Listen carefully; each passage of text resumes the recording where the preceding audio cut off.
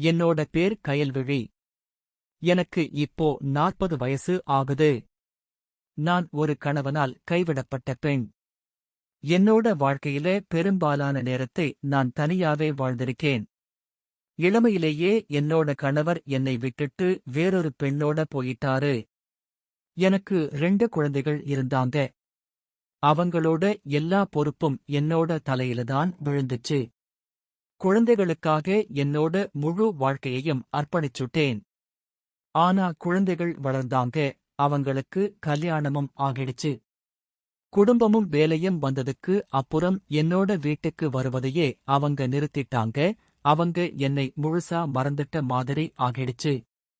ஒரு போன் பண்ணி கூட அம்மா நீ எப்படி இருக்கே?ன்னு கேக்குறது இல்லை. நிதிரீதியா உதவி செய்ததும் இல்லை. அவங்க ஒருபோதும் என்னை பார்க்க வரதே இல்லை.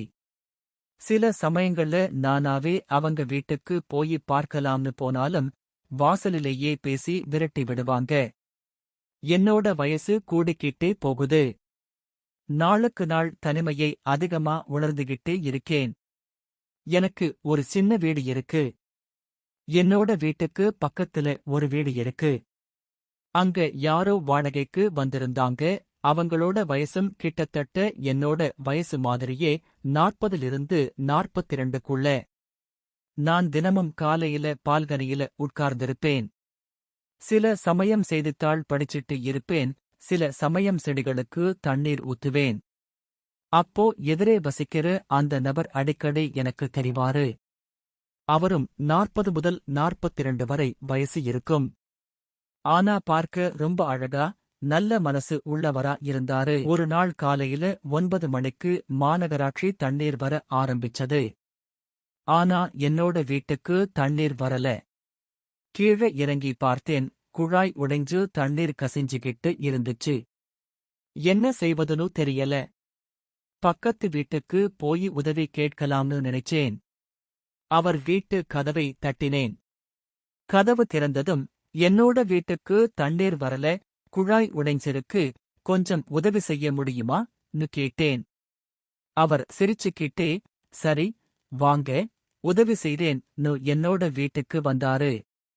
உடைஞ்ச குழாயை பார்த்து உடனே மூடி தன்னோட வீட்டுல இருந்து சில பொருட்கள் எடுத்துட்டு வந்து புதிய குழாய் பொருத்தினாரு. நான் அமைதியா பார்த்துக்கிட்டு இருந்தேன். பிறகு குழாயை திறந்ததும் தண்ணீர் நல்லா வந்துச்சு. எனக்கு ரொம்ப சந்தோஷமா இருந்துச்சு. ரொம்ப நன்றி சொல்லி வீட்டுக்கு வந்து ஒரு டீ குடிச்சிட்டு போங்கன்னு கூப்பிட்டேன். அவரும் வந்தாரு.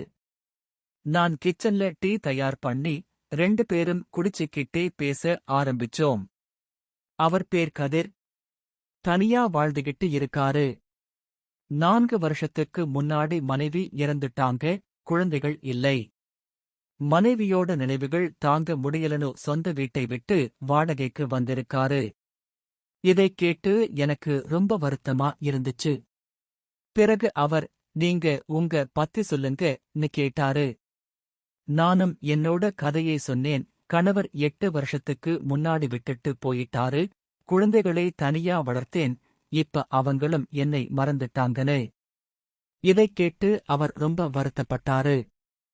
டீ குடிச்சு முடிச்சு திரும்பவும் சந்திப்போம்னு சொல்லி போனாரு.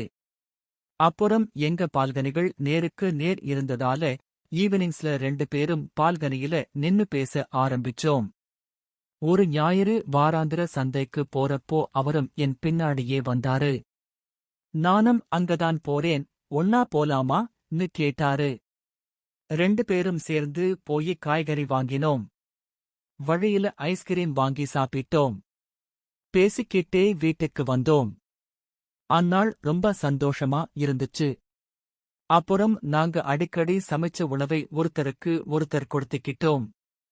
ஒருமுறை எனக்கு கடுமையான காய்ச்சல் வந்தப்போ கதிர் என்னை மருத்துவமனைக்கு கூட்டிட்டு போயி